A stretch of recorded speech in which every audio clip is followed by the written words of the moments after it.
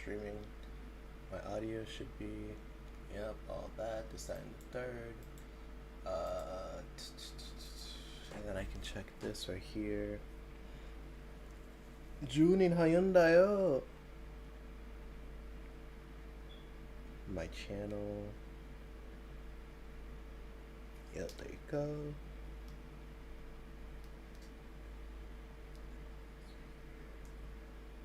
Alrighty. Well, if you're here, hello. If you're not, then you'll see this in the VOD. But we're here. We're live.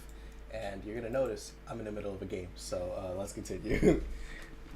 So I'm playing Risk of Rain. I'm gonna go to Witch of the Holy Night after I do this run. But I've just been trying to beat the game because I'm a scrub at it.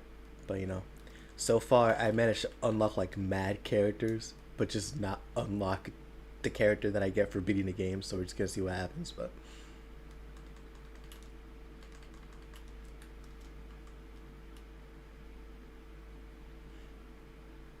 alrighty.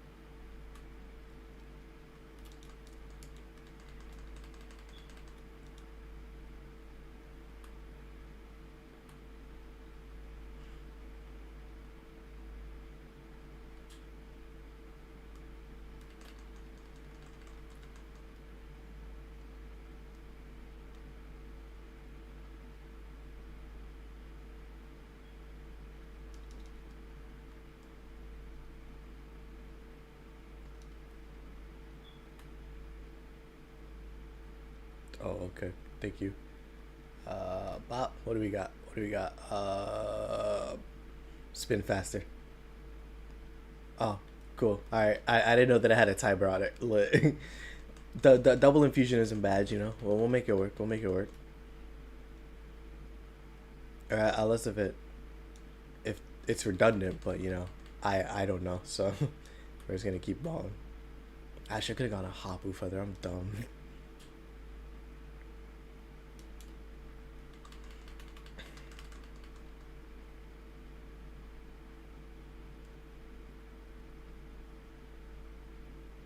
Bob, we're gonna do one of you.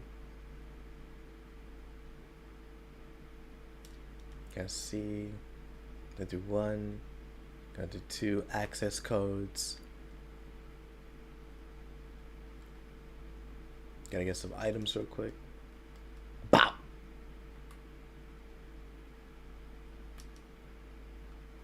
Let's go. And then last but not least. Oh, I don't have the money. Alright. We balling. Ball up top.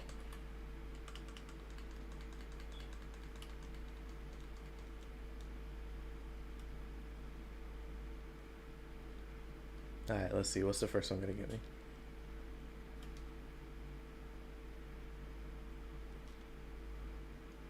I haven't gotten to Teddy. Actually, it's tougher times in this game. I don't remember. I genuinely don't know. I hope it is, but like, well, yeah, there was no way it wouldn't be. Tougher times is so iconic.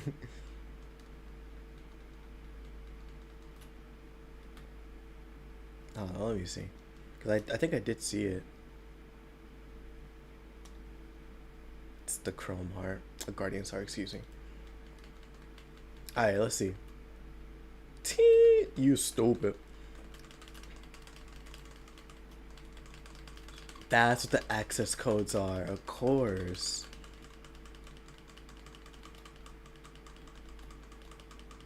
One day you're here, next day you're gone. I can't stay too long.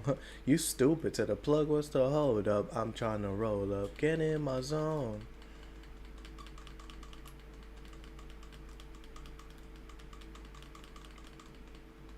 Alright, let's see. Can I find any other items before the level's done?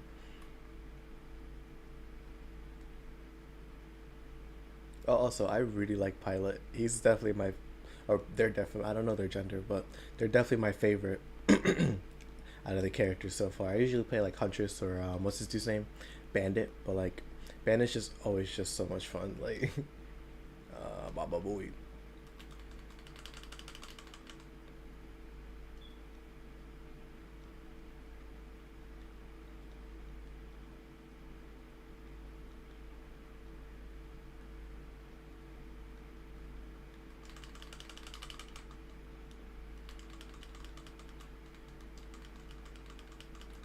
Oh, I'm also playing on Drizzle because again, I'm a scrub. I just want to beat the game. So, however I unlock the characters, I want to unlock it my way, whether it be through pride or not. I'm just trying to have fun. So,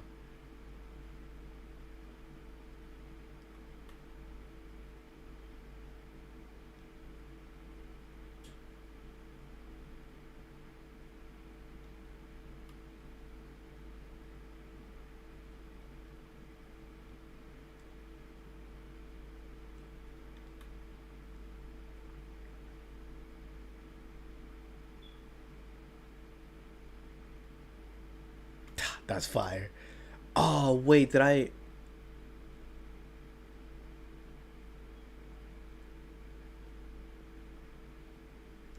I looped. Oh man, I'm a fraud. Oh, that sucks. That sucks so bad. I didn't mean to loop.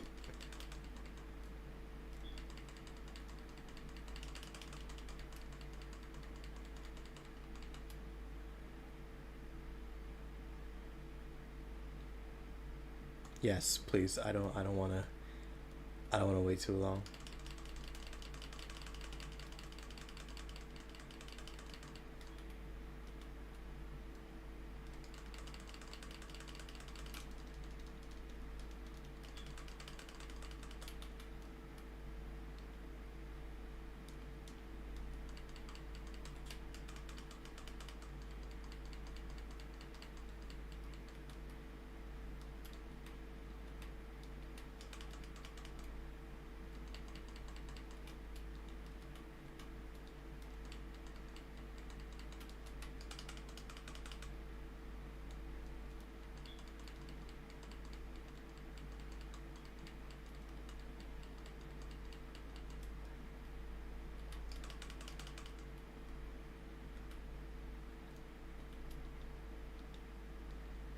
There you go. Ooh. All right, I'll take it.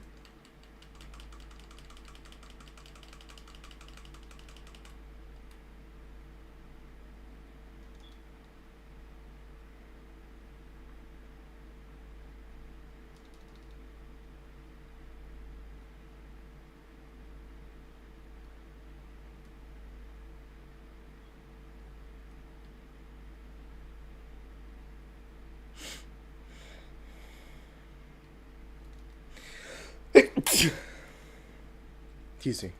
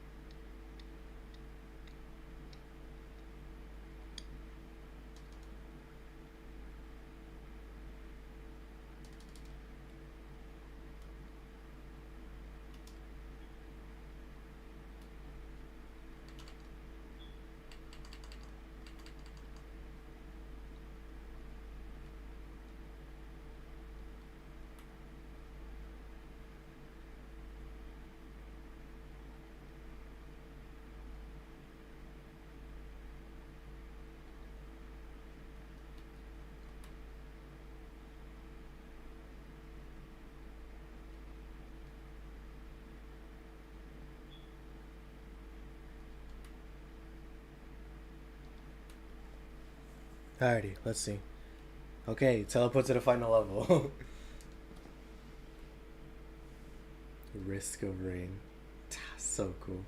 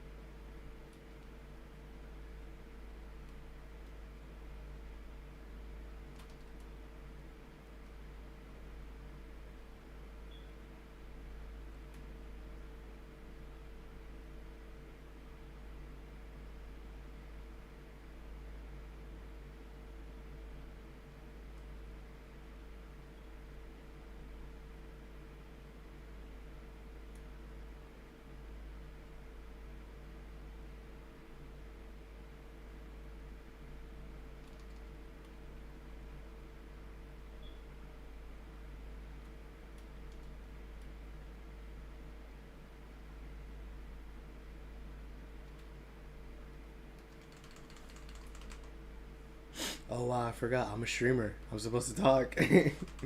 Crazy.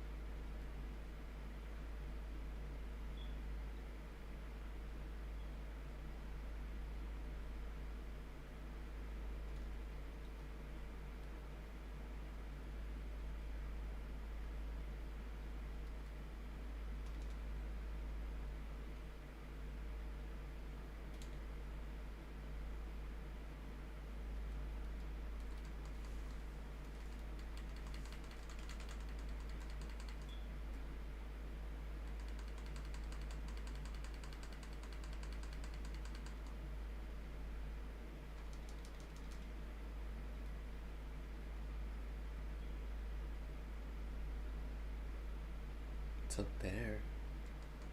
I mean, I know I can't hit you, but what's up there?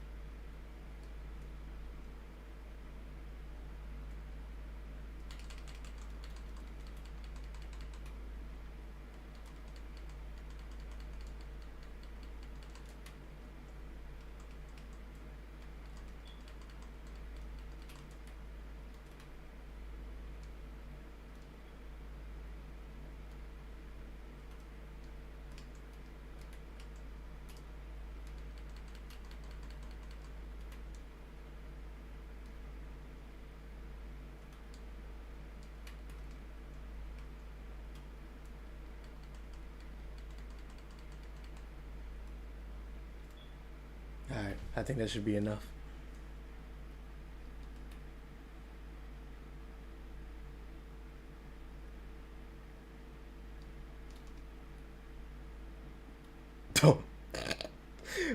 Cool. I'll take it. I'll take it.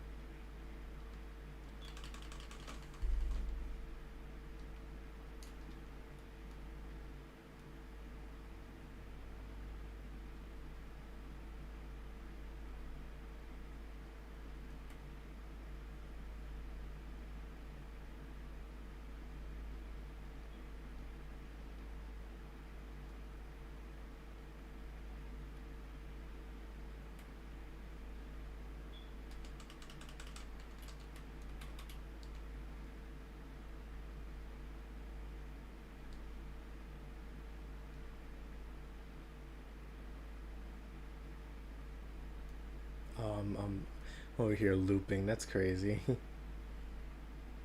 Alrighty.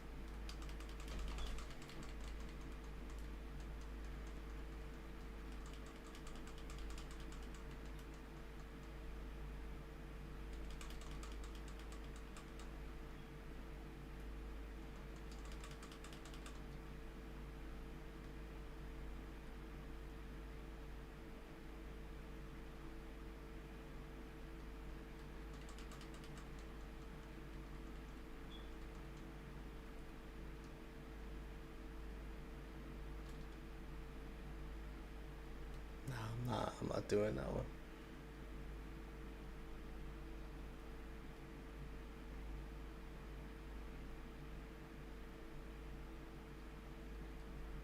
Alrighty, let's do it. Let's get out of here. Alrighty, Providence. Let's see what you got. Oh, oh my goodness, I forgot. I forgot he could just do that.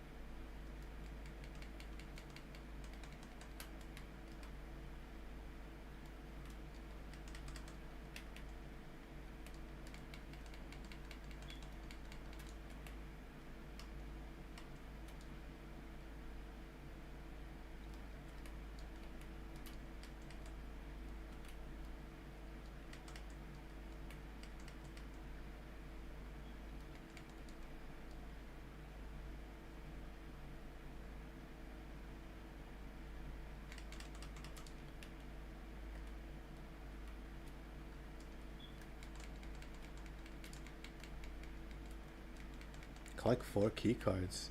Huh? Oh, cool. I beat the game. Unless.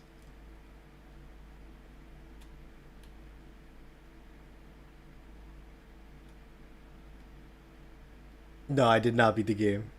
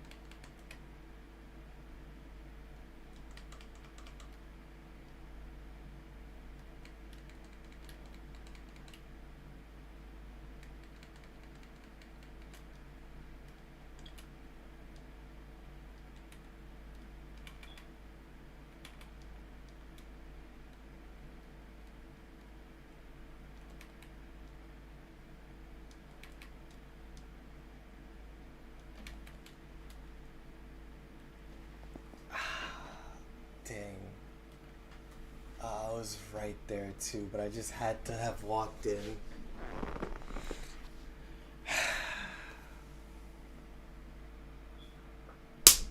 Oh, I was right there.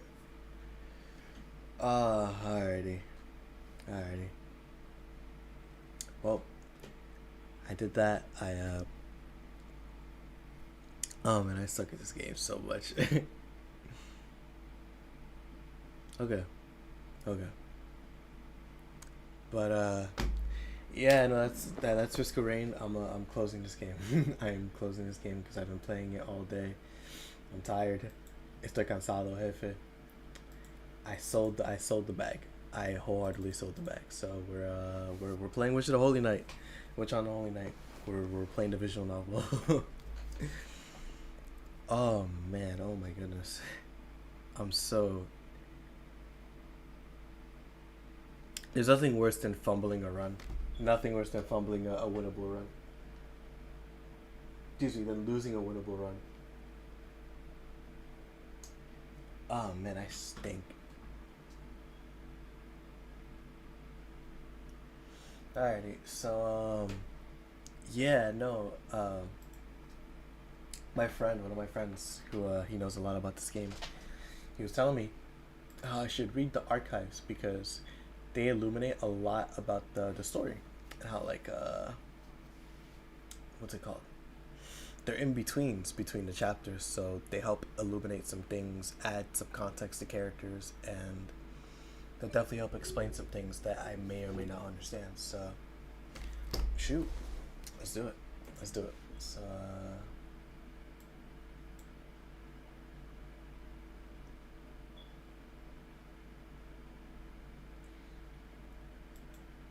or better yet, what was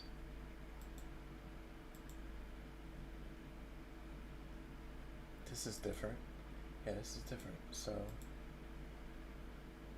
I already read this. Is it this?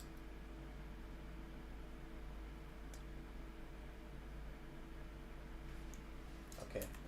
I may not have read the I may not have read the other story. Let me see. Cat 6 stars. If I did, I'll see.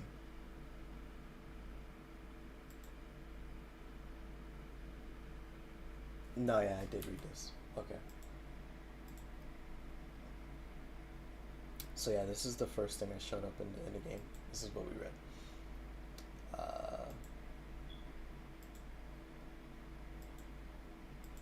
I read all this stuff. So is this like is this just yeah, this is chapter 1. Okay. So how about this? Chapter 1.5. So what's this?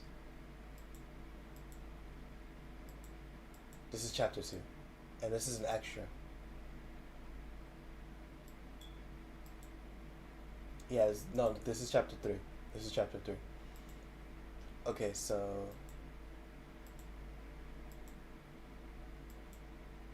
what in the? Alright, sure. Let's read it. I guess.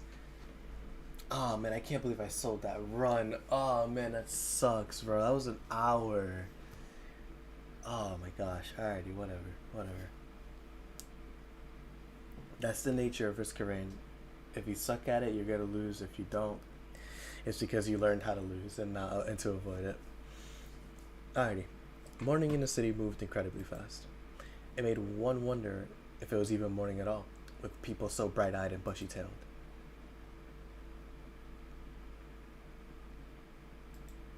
The unfamiliar roar that awoke him reminded him of Rockslide.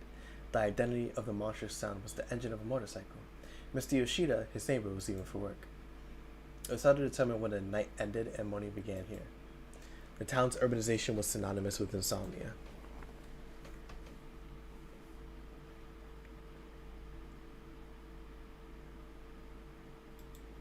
He sluggishly lifted himself off of the floor. He caught himself starting to survey his surroundings out of habit before deciding better of it, and made his way to the washroom.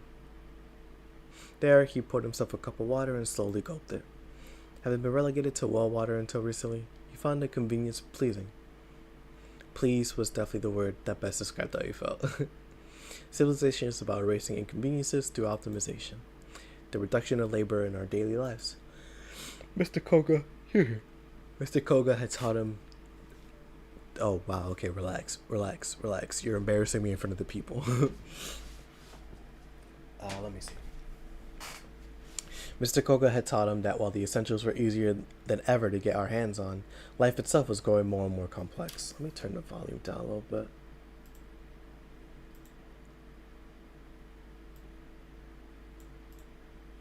So, too, it was his duty to adjust to his new reality. As a distant relative of Sojiro's father, Mr. Koga had taken Sojiro in, even though the boy had been little more than a stranger in his life till that point. Mr. Koga had helped him get registered at school and find an apartment to leash. Though he had insisted that Sojiro handle his residence card and register his change of address by himself. Don't know why.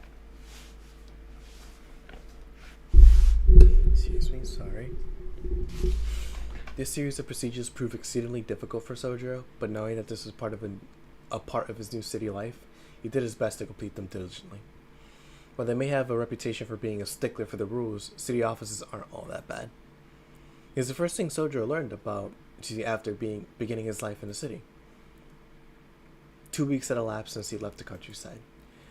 As uneasy as living alone made him feel, he felt like he could make it work out. He could make it work.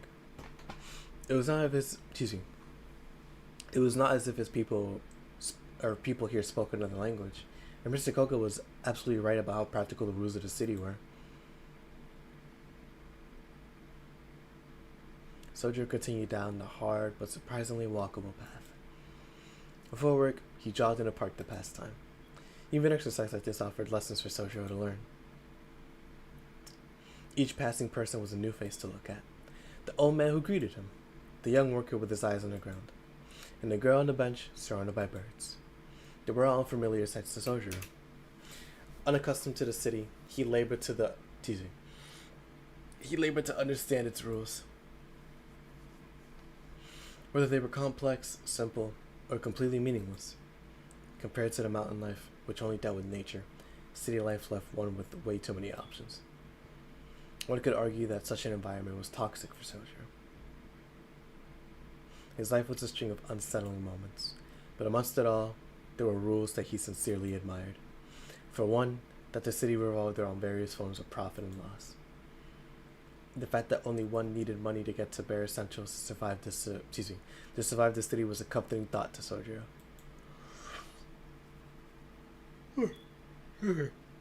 I guess he's going to school, huh? Or is he going to work? I'm ready.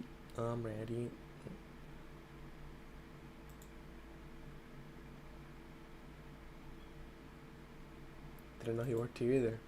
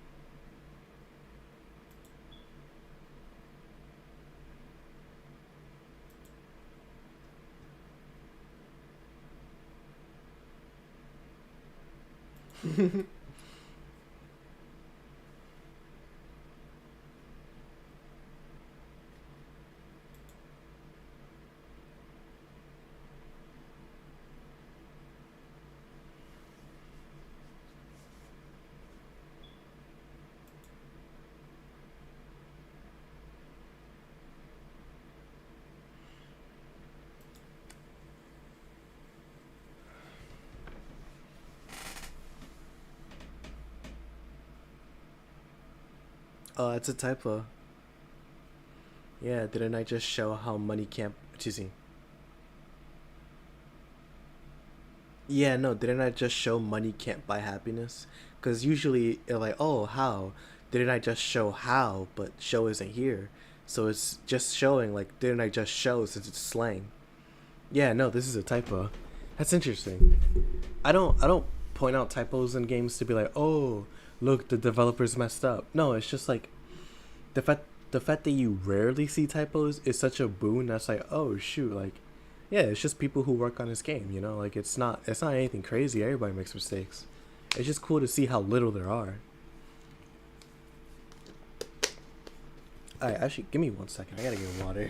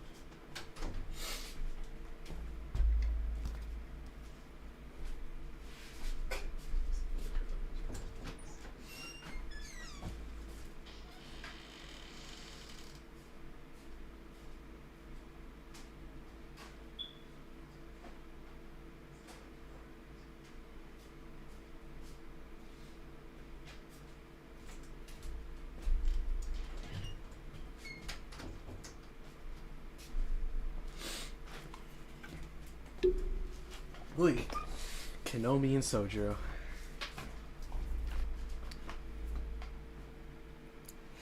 I thought that was my kitchen for a second. Hold on.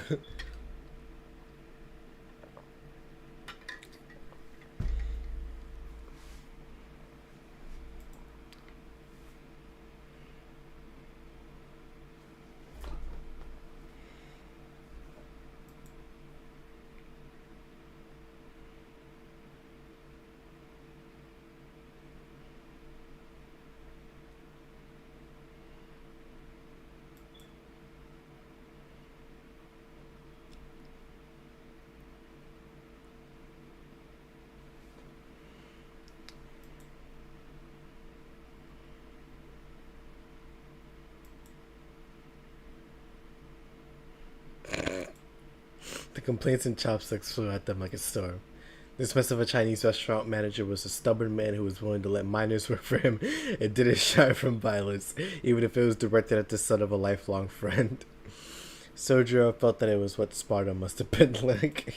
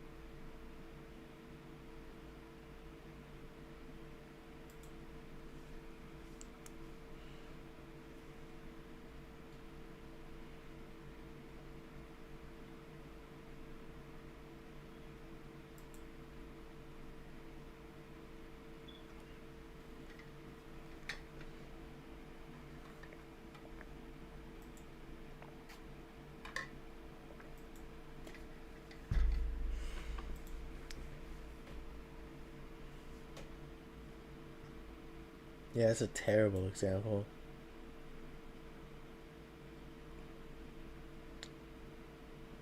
That if I were to explain a slasher, I would say it's a type of movie genre where the main villain, or usually the main character, sometimes, excuse me, not usually, sometimes like the main character, is this crazy like psychotic killer who just goes around killing people, whether it's because they have a reason, which sometimes is justifiable, sometimes it's not, usually not, or it's just someone who enjoys it, someone who generally just enjoys killing people with no reason. They just do it. And so slasher like is like someone who just goes around killing people. It's a reference.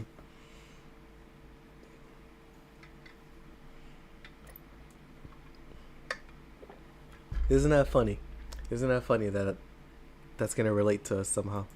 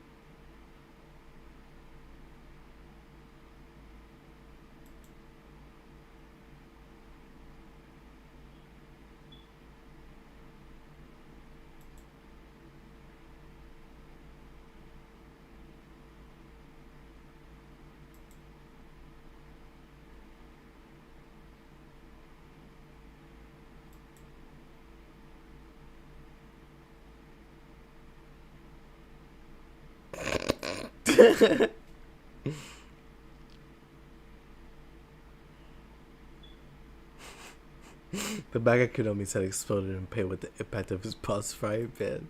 Sojiro was reminded of just how dangerous this town could be.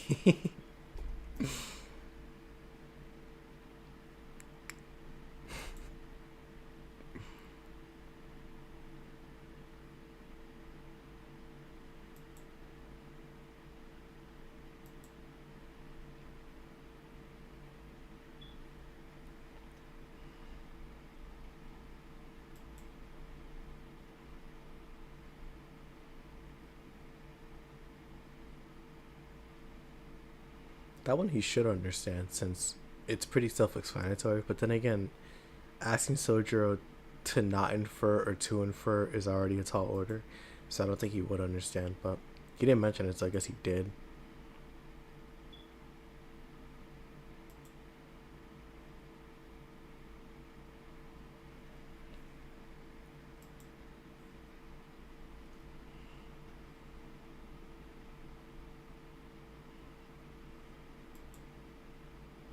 He laughed cheerfully. Konomi was probably trying to take the edge off of his story, but the noble intention of his laugh was completely lost on Sojiro. His friendly warning was equally futile. Sojiro was simply impressed that Konomi was able to laugh it off. Oh,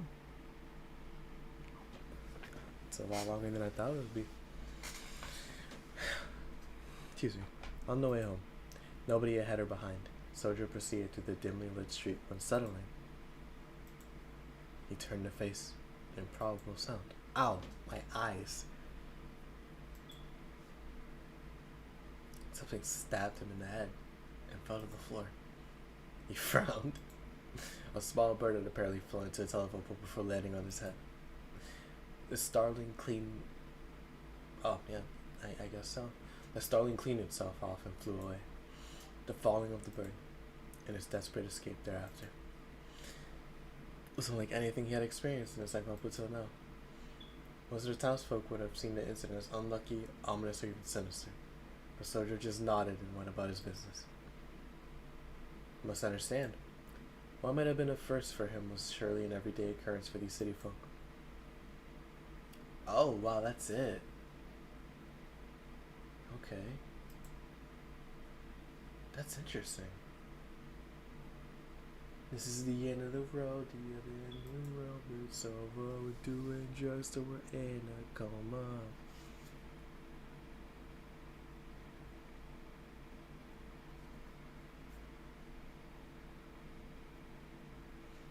Oh shit, got a couple people in here, Hello, hello. Hello. Alright.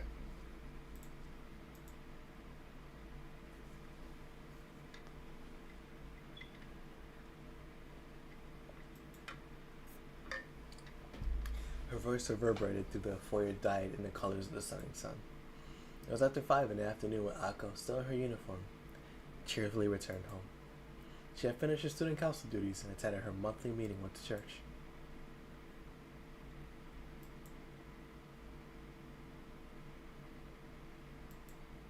The voice was coming from the second floor.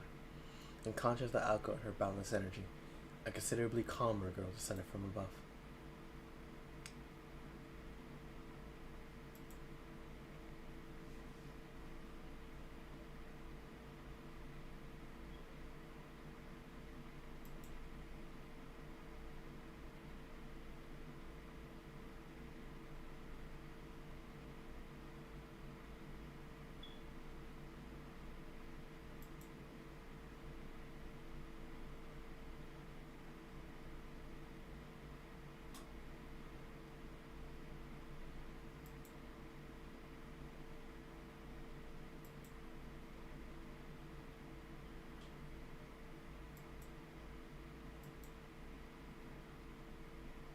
Tap, tap, with the graceful sounds of her.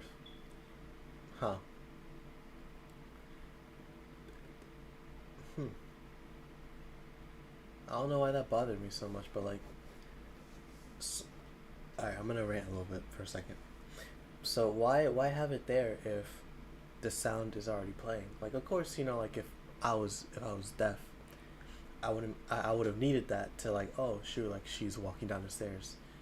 But even then, I feel like the phrase, like, with the grateful sounds of her steps outside to the foyer would have been enough. But also, I understand why it's here. It's like tap tap, it adds a little bit of flavor to the text. So it's just, I don't know why it stuck out to me so much. I think it was because the tap tap, for me, it contrasted the sound more than I actually did aid it. But then again, like, that literally could just be me. I could just be bugging and making nothing out of something. So, excuse me, something out of nothing. Anyways, with the graceful sounds of her steps, Alice entered the foyer. As she did, Akko's eyes were directed towards the skylight above.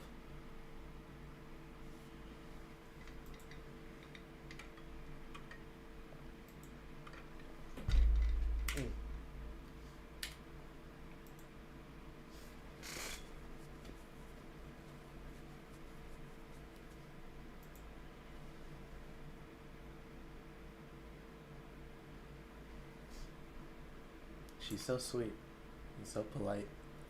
Also has a huge forehead. I can already tell because the bangs are covering her head. Like, golly. If you guys ever seen those pictures of, like, Goku or, like, Dragon Ball characters, but you take away their hair and it's just straight, like, egg, actual egg. I know Alice's egg is, I know, excuse me. I know Alice's forehead looks the same way.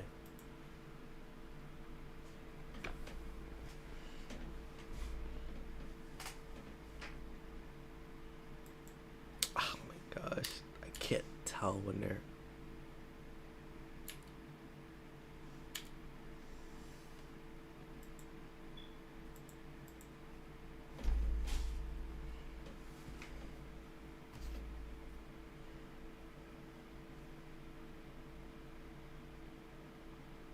There you go.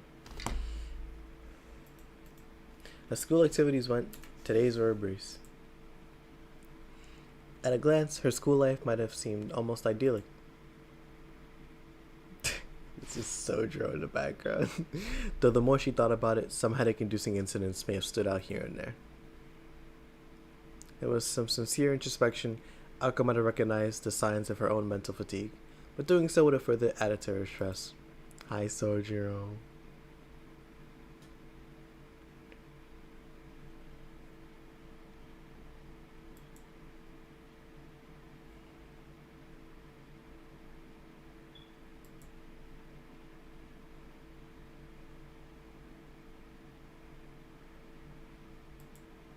Akko focused on shedding her anger and stress, and headed upstairs with gusto.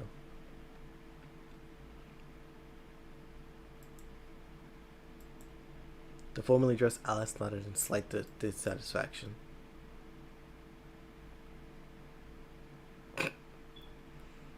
What a facial expression.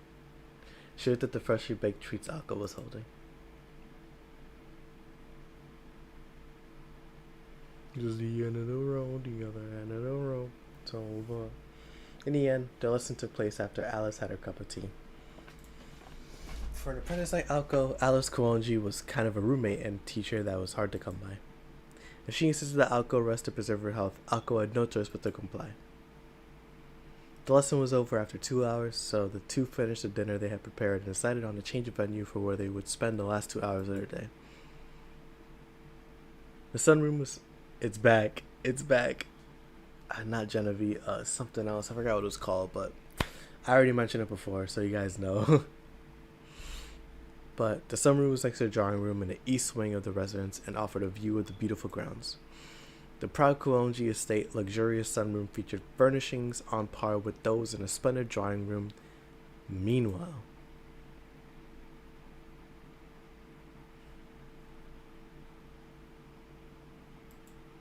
the grounds outside had fallen into disrepair, neglected by the owner.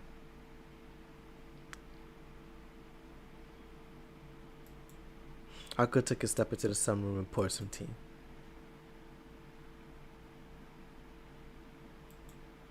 Playing along with her roommate's joke, Alice made to sit in her chair.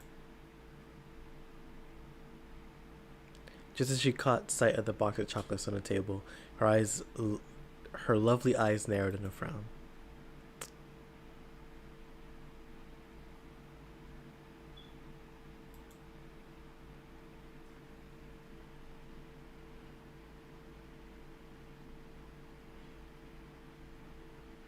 I know Gondor as a spell.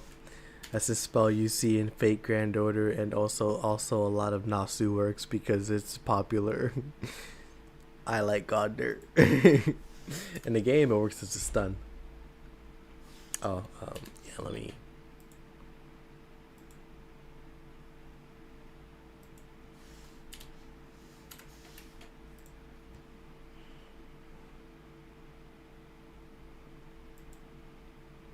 Alko's eyes stared intently at the box of chocolates.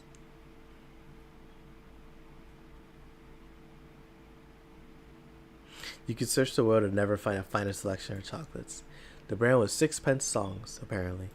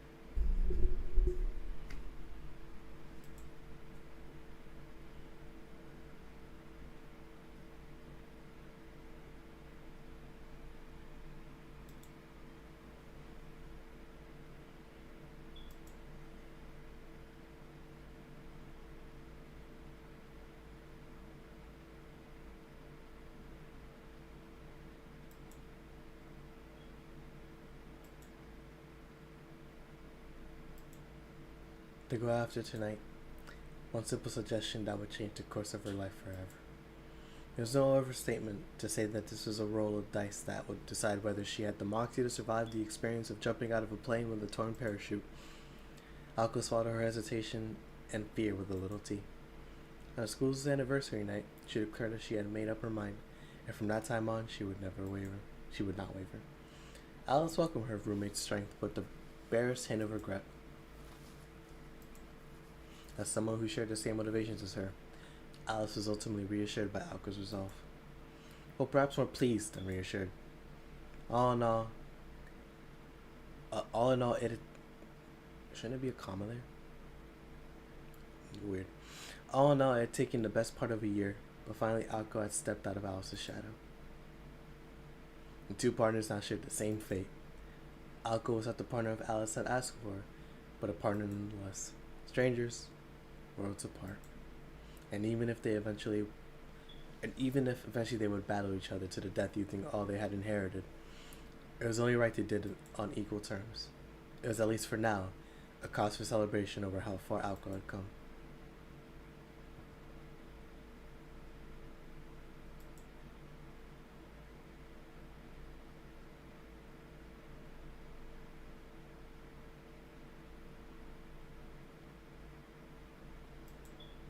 Alice did not so much as look at Alco as she explained her reasons.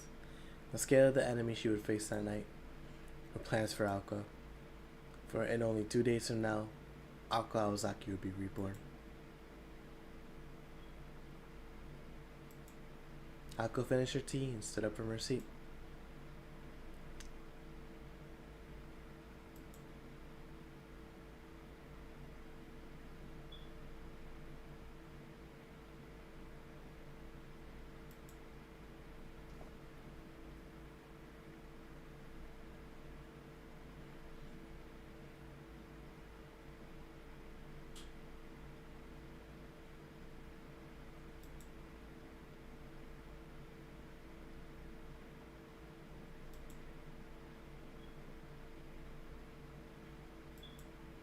Alco grabbed a piece of chocolate and popped it into her mouth.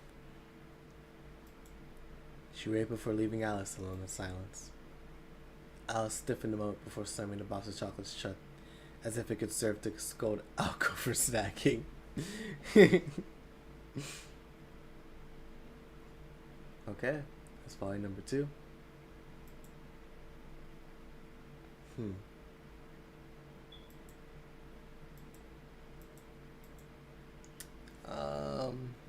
Let's see. How far have I been going?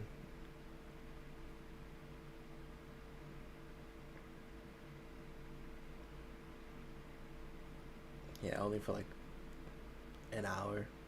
Yeah, alrighty. Then let's finish what we got here. Let's finish what we got.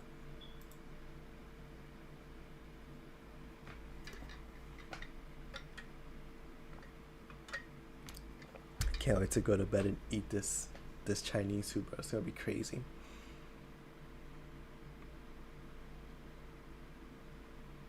Oh, sorry. Cool, that looks cool.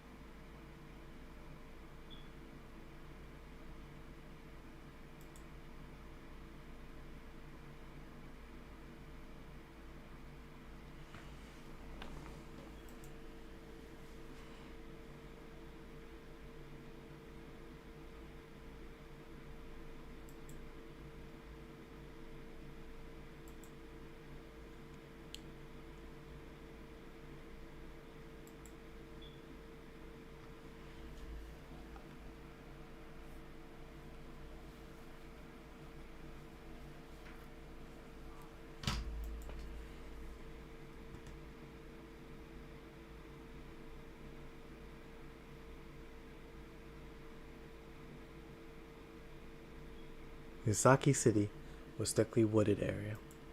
A thickly wooded area, excuse me.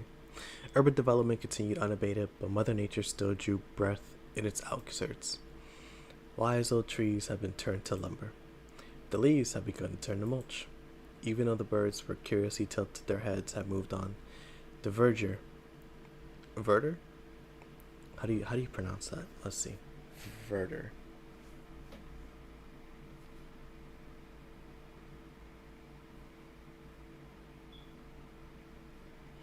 Verter pronunciation.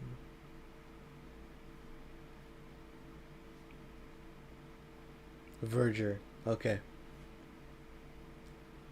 Verjunior.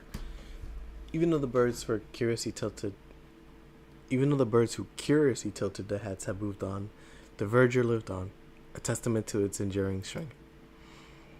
Until the time came that the devouring light of civilization became powerful enough to encroach upon nature's mysterious domain. These words were no exception. The outlying border between Misaki City and Misaki Hills have been left untouched. They're driven from their nests and dens here, wildlife continue to subsist even today, no longer able to return to the days before man. This was just like any other forest situated next to a town.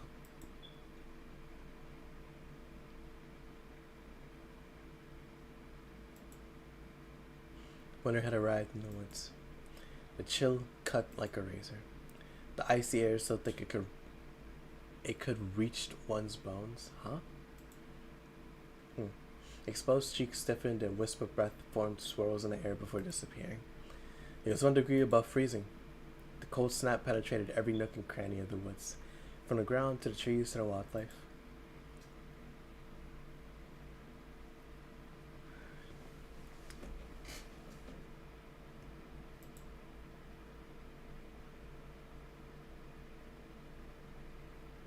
The forest allowed nobody entry during the day. During the winter, it willed the animals to slumber. The still evening air felt like the stagnant breath of a lingering dead. The forest consumed the moonlight, obscuring the sight of even the closest of precipices.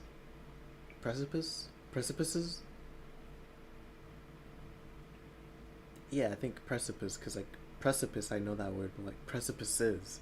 Yeah, I think that's the word. And hastening the untimely doom of any soul unfortunate enough to become lost within. The only noises to be heard were the whisperings of the wind and the murmurings of the stream. The immortal darkness stifled any sense of life. Whoa, what are you doing?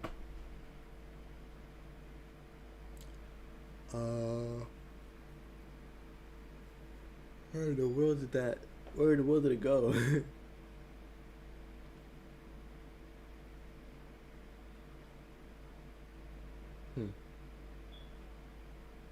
Yeah, I just read that.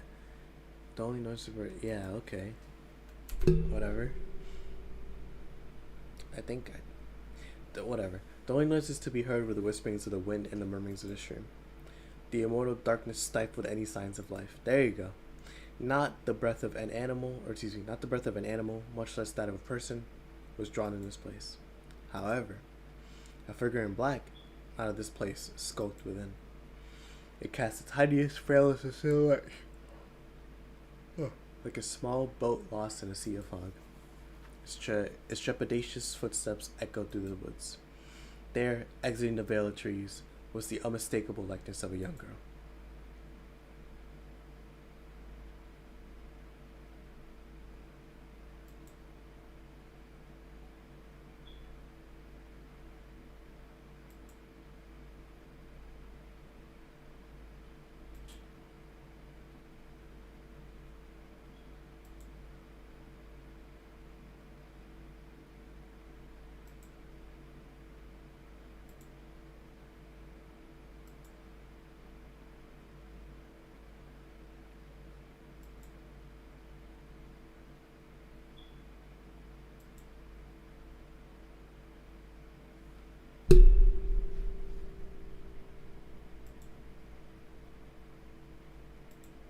The shadows of the trees laughed ominously.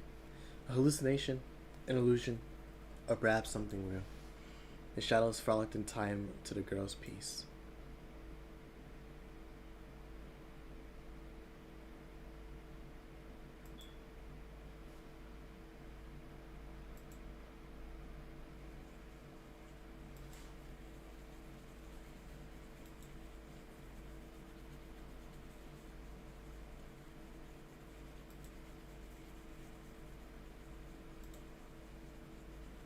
The girl knitted her eyebrows. She heard the voices and felt the presence of things that should not be.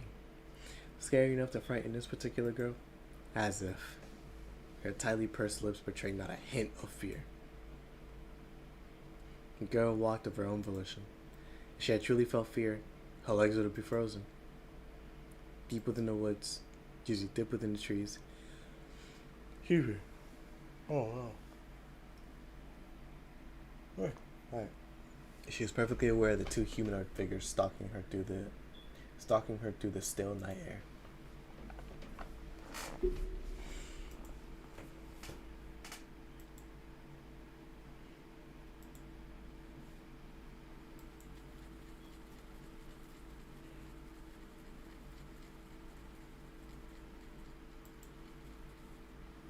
The girl halted her steps.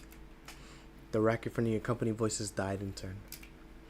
The babbling brook suddenly sounded like a crackling fire. And then, across the shallow stream, something appeared that should not exist in the city, much less these woods.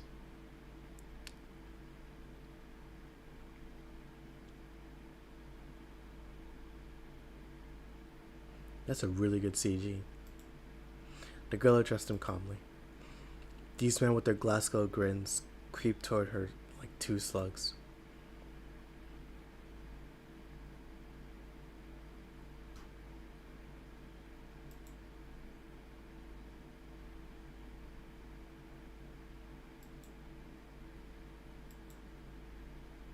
The one grinning man stood still. The other, shaking violently, as if unable to contain himself any longer, turned to the girl.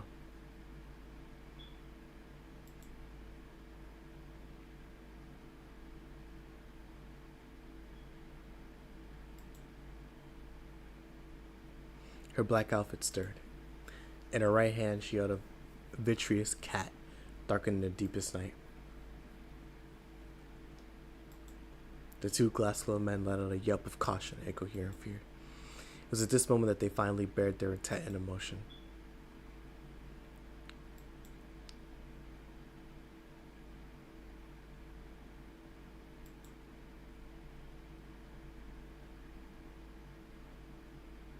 The two shuddered at her words. They had no mouths, no ears, or brains to begin with.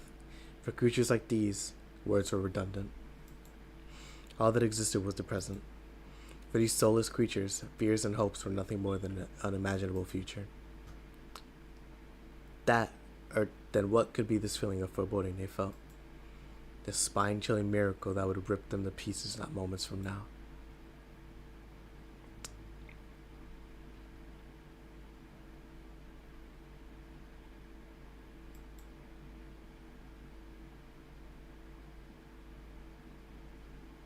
Her song sounded like a bell, echoing through the white woods. The girl's voice vanquished the frost that had gripped the trees. Then,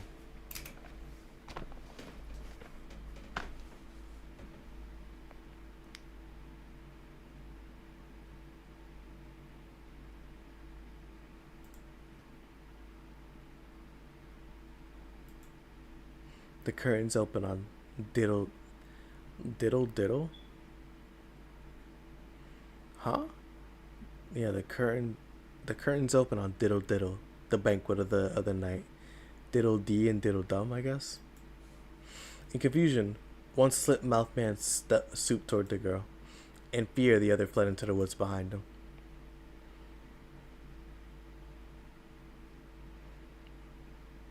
The deformed humanoid darted forward, kicking up water as it rushed the girl.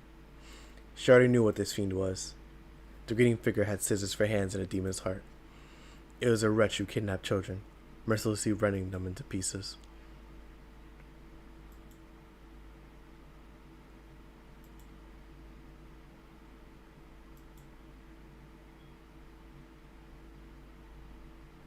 The piglets bounded and rebounded like paddle balls.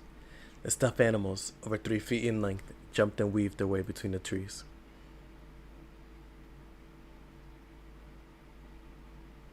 Even with these strange creatures before him, the grinning man did not so much as blink. He raised his arms, but what emerged from his coat were sleeves. From his coat sleeves were not the human appendages you would expect. In their place, fiendish cleavers, more than 1.5 feet in length. These appendages, which had torn so much of their prey to pieces, sliced cleanly through the flying pig's skull. His limbs froze in place. The pig's body was like perfectly in half. And then, bisected from the head to tail, the pig's innards became as alligator jaws and clamped down upon the grinning man's arms. From fingertips to shoulders, they were swallowed whole. It was all it took to rob the man of control over his whole body. Another shiver of fear. Those were no mere pig familiars. Immediately he realized that these were stapler monsters disguised as mere pigs.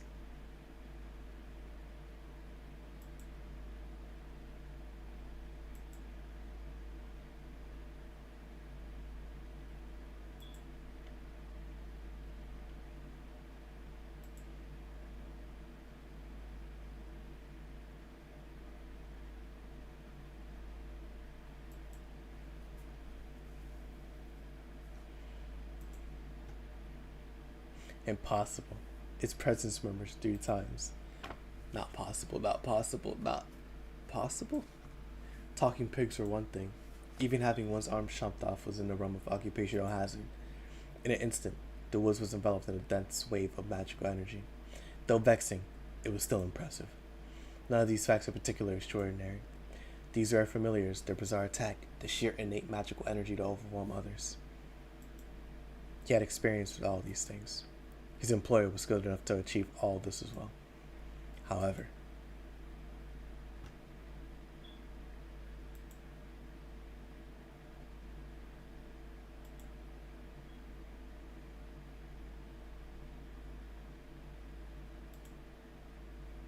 what were they? Not vessels, not living creatures, not beings powered by magical circuits. Even though only his arms had been bitten, none of his body would move. There was nothing like being bound or weakened. It felt more like he had become words written in a book, fated to keep to their page. As the grinning figure's deformities indicated, he had overcome numerous curiosities and monstrosities. Illusions, enthrallment, compulsions, freezings, putrefacitions, and even petrifications, a power granted to only the pinnacle of mystic eyes. From poisons to magecraft, he had weathered a great deal. But this was something different altogether. The penalty that bound him now was based on different principles from blood, flesh, oxygen, or heat. It was an unknown restraint that followed no rules he knew. Indeed, though it was terrifying to admit, it was as if he'd encountered something alien to everything in this world.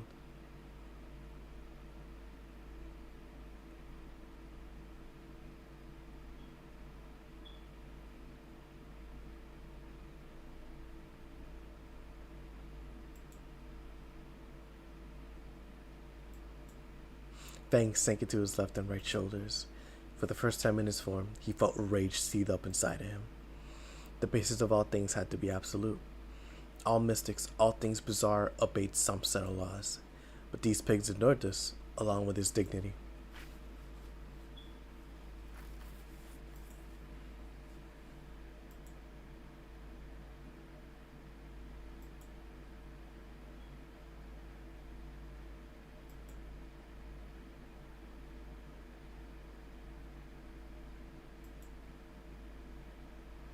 A howl. Though he had no voice, he let out an exasperated scream.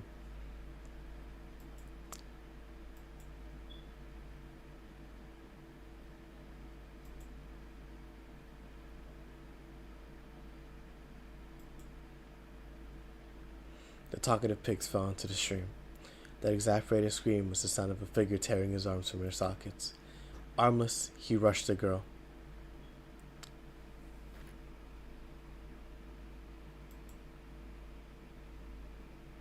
He may have lost his mangled arms, but not the object of his malice. A mystic eye to pierce the heart of its victim. A magic circuit designed to stop a beating heart. It was beautiful in its simplicity.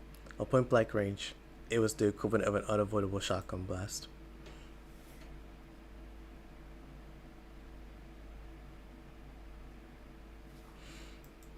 But, tragically, that eye was all he had.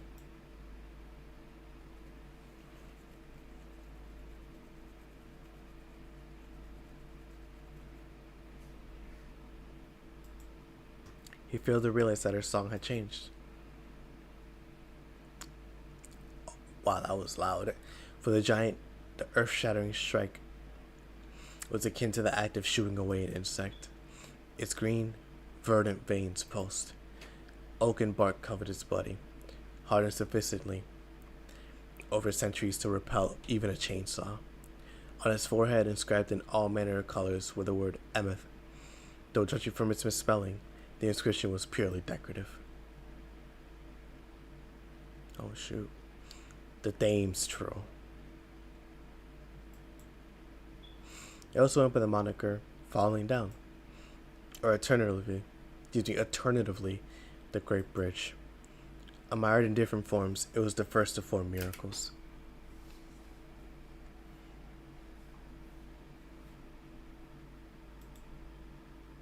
The giant responded to the girl's words. With roots rent deep into the earth, it raised his left arm to the heavens without moving a step.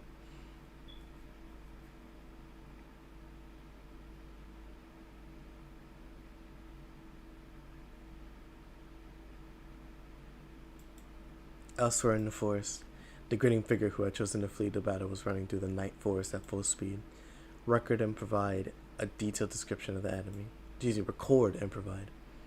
Those are the orders assigned to him. He poured all of his energy into escaping this forest, with which he had become so familiar.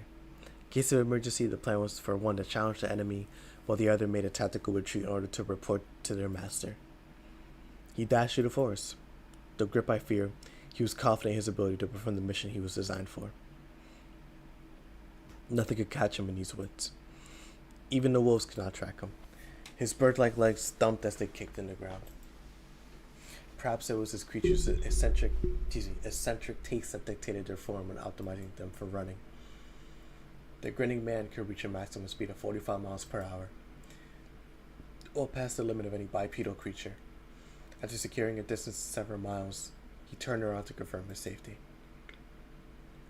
There was no sign of pursuit.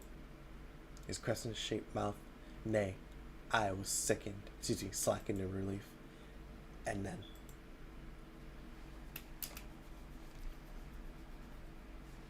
after facing forward once more, he looked up to lock eyes with his doom.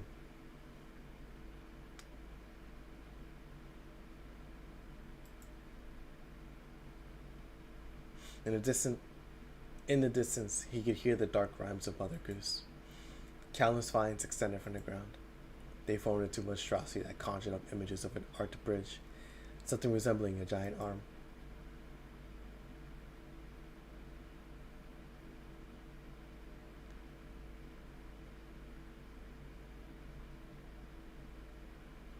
Crazy. When we get to the next chapter, it's going to be insane.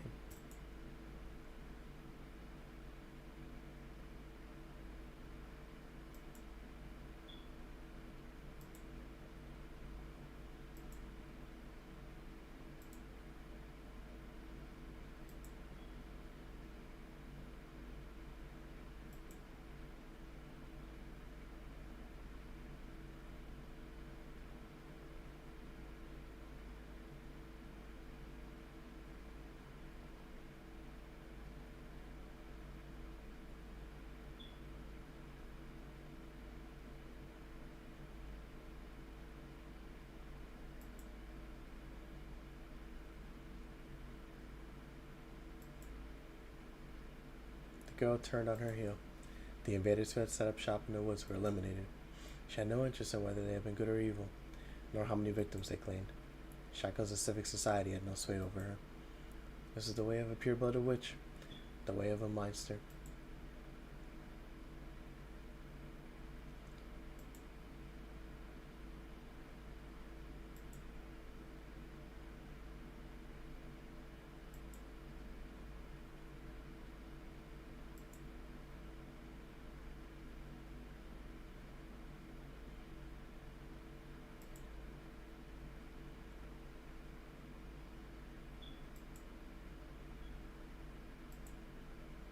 The girl let out a sigh and stepped into the stream. She removed her gloves and dipped her slender fingers into the ice water.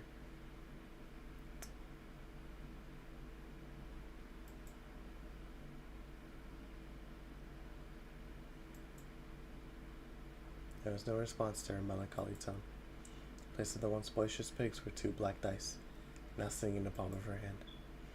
The girl was about to say something to the scattered remains around her. She realized something that made her put her hand to her mouth.